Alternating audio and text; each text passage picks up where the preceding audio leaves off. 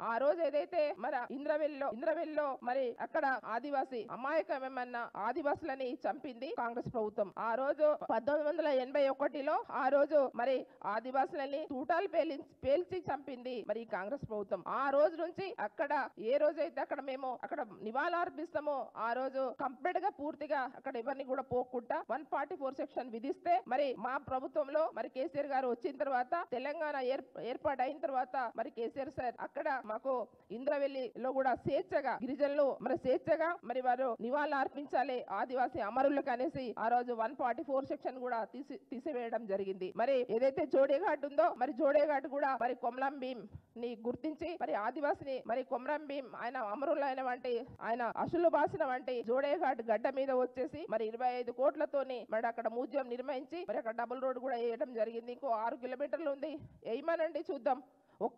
ఒక్క రూపాయి కూడా ఇప్పుడు పెట్టమంటే సందర్భం లేదు.